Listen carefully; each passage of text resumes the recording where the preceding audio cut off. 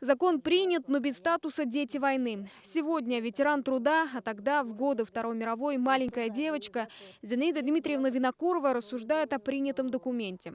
Голодали, холодали, кто-то работал, кто поменьше возрастом, те жили тоже проголодь. И поэтому мы вправе, я считаю, что требовать, чтобы нас признали.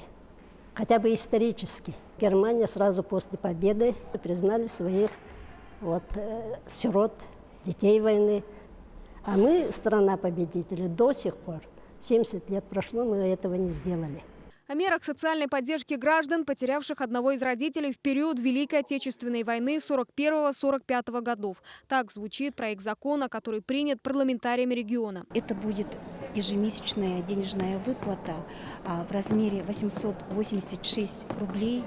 В то же время ежегодная бесплатная диспансеризация, санаторно-курортное лечение в пределах республики и льготы по выезду. Пенсионеры получат удостоверение, дающее право на получение льгот. Отмечу, республиканский закон был инициирован главой республики. По предварительным подсчетам, поддержку получат около 1200 человек. По детям войны именно в первую очередь нам надо оказать тем, кто оказался в таких сложных условиях. Поэтому мы начинаем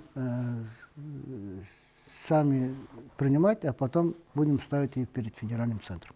В настоящее время в России нет четкого определения законом такой категории, как дети войны. Они могут получать льготы на региональном уровне, а на федеральном они до сих пор не выведены в отдельную категорию льготников. Напомню, проект федерального закона о детях войны Госдума отменила при обсуждении в первом чтении в январе этого года. Законодательно статус «Дети войны» закреплен только в 18 субъектах страны. Общее число тех, кто наравне со взрослыми и фронтовиками приближал победу, равняется 13 миллионам человек. Айна Винокурова и Ларион Федоров. Вести.